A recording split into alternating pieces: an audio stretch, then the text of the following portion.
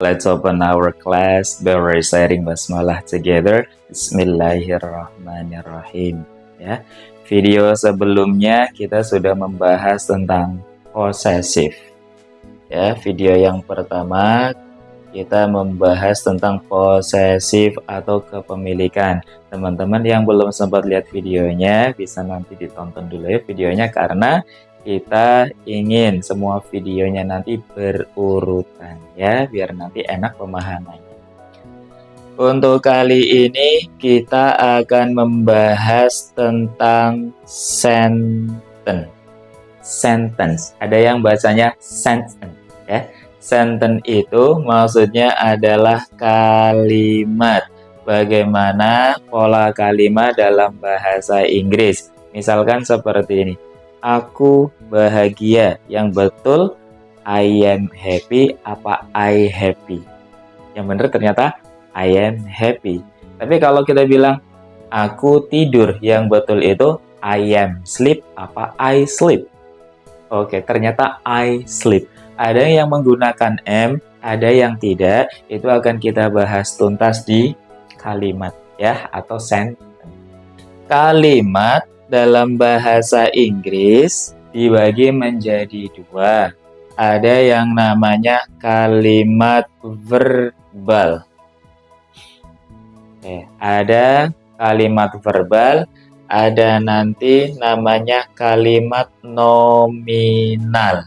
Seperti biasa ya, saya selalu menjelaskan dengan kondisi papan yang benar-benar kosong ya.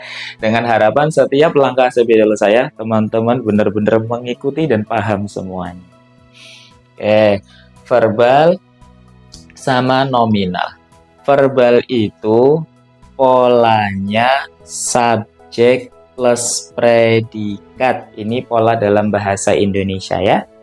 Kemudian nominal juga sama, polanya subjek plus predikat. Yang membedakan kalau verbal itu predikatnya berupa kata kerja. Kalau yang nominal itu predikatnya selain kata kerja. Misalkan saya bilang eat, makan, itu kira-kira kata apa? Kata kerja. Kalau sleep, tidur, kata kerja. Kalau beautiful, cantik, kira-kira masuk ke mana? Oke, bukan kata kerja ya, itu kata sifat. Bagus. Kalau misalkan here, there, di sini, di sana, itu termasuk kata apa? Kata kerja apa bukan? Bukan ya, itu kata keterangan. Kalau kata kerja, maka namanya verbal. Kalau selain kata kerja, maka namanya kalimat nominal. Karena nanti menulis dalam bahasa Inggrisnya sangat berbeda. Berikutnya adalah aturannya. Aturannya. Kalau kalimat verbal, nanti ada saya, I, kamu, you, mereka, they, kita, we. Kalau subjeknya I, you, they, we, maka berpasangan dengan verb 1. Tapi kalau subjeknya berupa dia laki-laki, he, dia perempuan, she, atau nanti benda, it, maka nanti berpasangan dengan verb SIS. Ya, contohnya memasak itu cook. Verb SIS-nya cooks. Kalau belajar study. Verb SIS-nya studies. Ada yang cukup ditambahkan S, ada yang ditambahkan IS. Nanti keterangan penambahan S sama IS kita taruh di video bagian paling terakhir ya. Kita lanjutkan dulu. Contohnya seperti ini. Ada contoh misalkan aku tidur. Aku itu subjek, tidur predikat. Kebetulan tidur itu kata kerja. Karena tidur itu kata kerja, maka nama kalimatnya verbal. Bahasa Inggrisnya aku, I. Kalau tidur, sleep. Kita lihat, I harus berpasangan dengan verb 1. I berpasangan dengan verb 1, berarti ini sudah benar ya. Beda ketika akunya diganti misalkan dia laki-laki, misalkan tidur.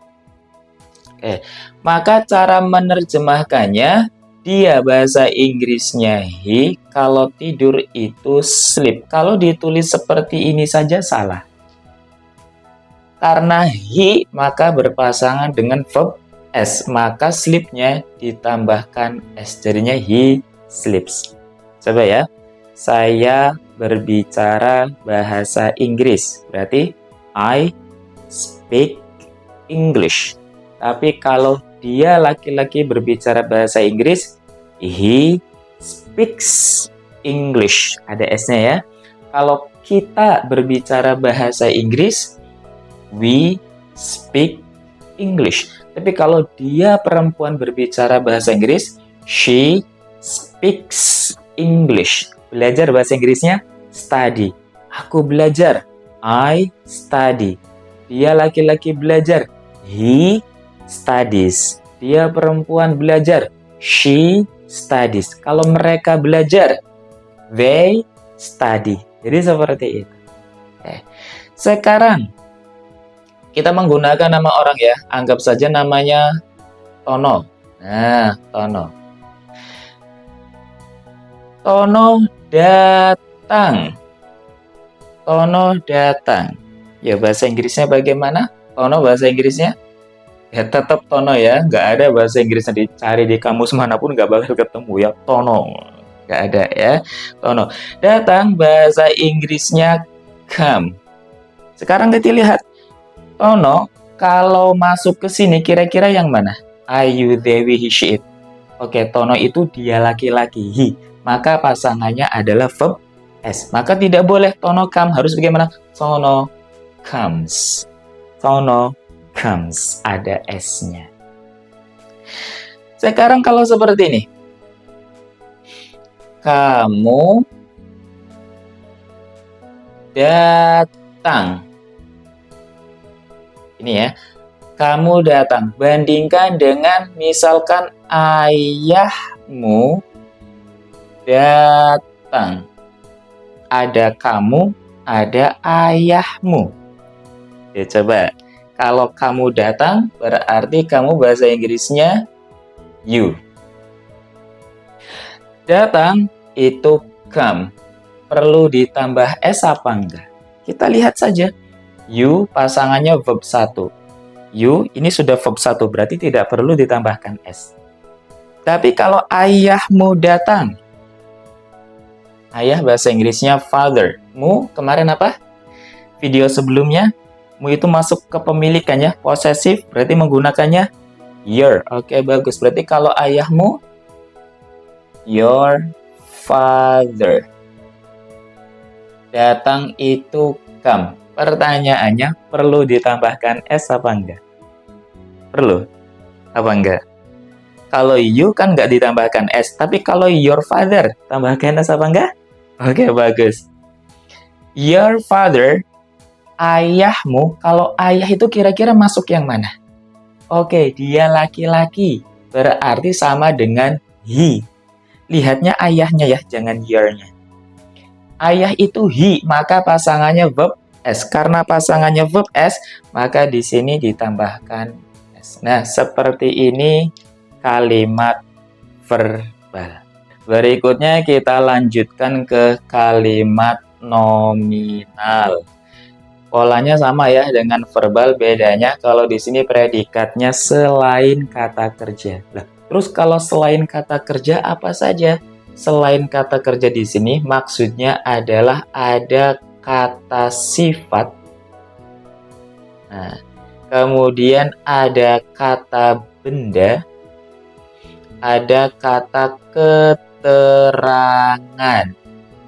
Dalam bahasa Inggris, kata sifat, disebut dengan sebutan adjektif. Adjektif. Kalau kata benda itu noun. Kalau kata keterangan itu nanti disebut dengan sebutan adverb. Kalau disingkat nanti ana. Saya ulangin lagi ya. Kalau kalimat nominal predikatnya berupa ana atau disingkat ana. Aturannya sekarang untuk kalimat nominal itu aturannya berbeda dengan verbal ya. Kalau untuk kalimat nominal maka aturannya I akan berpasangan dengan am. I am. Kemudian kalau you, they, we maka nanti berpasangan dengan are. Ya, are. Selanjutnya, kalau ada he, she, sama it, maka nanti berpasangan dengan is. Nah, am, are, is inilah yang disebut dengan sebutan to be. Jadi kalau misalkan kita bilang to be, maksudnya adalah am, are, is. Ya. Nah, contohnya seperti ini. Aku bahagia. Aku bahagia. Bahagia itu masuknya kira-kira kata sifat, kata benda, kata keterangan, atau kata kerja? Oke, kata sifat ya. Kata sifat atau dalam bahasa Inggrisnya adjective. Oke.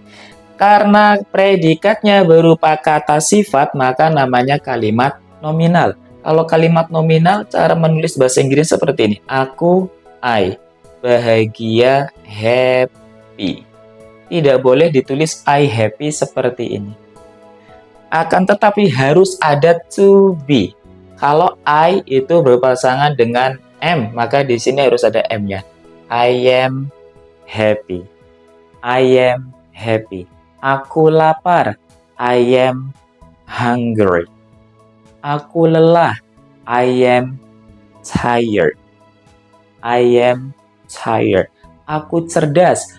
I am smart. Ya, seperti ini. Oke. Contoh lagi misalkan ada dia laki-laki, misalkan di sini seorang siswa. Dia seorang siswa. Oke. Dia bahasa Inggrisnya he. Seorang siswa bahasa Inggrisnya a student. Kalau student atau siswa kira-kira masuk yang mana? Masuk kata benda ya. Masuk kata benda.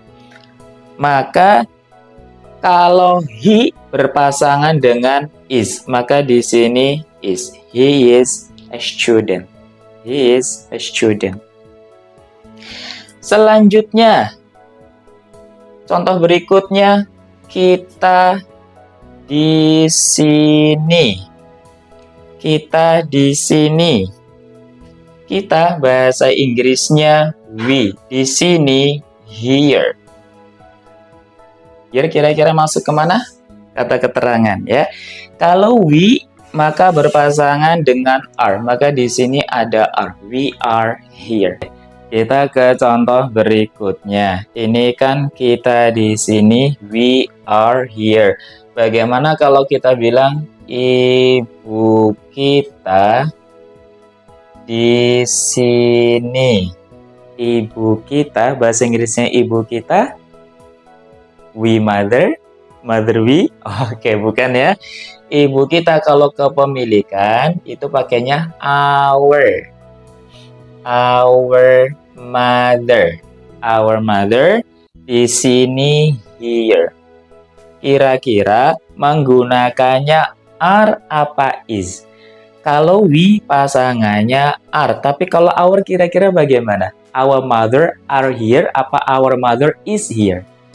Ya, kita lihatnya mother ya. Mother itu Ayu Dewi Hishit masuknya kemana? She. Dia perempuan. Maka pasangannya adalah is. Berarti our mother is here. Diulangin lagi ya. Bahagia, happy. Saya bahagia, I am happy. Mereka bahagia, they are happy. Dia laki-laki bahagia, he is happy. Jadi seperti itu kalimat verbal sama nominal. Terima kasih, mudah-mudahan bermanfaat ya. Kalau ada waktu bisa langsung datang ke Kampung Inggris Pare, Kediri, Jawa Timur.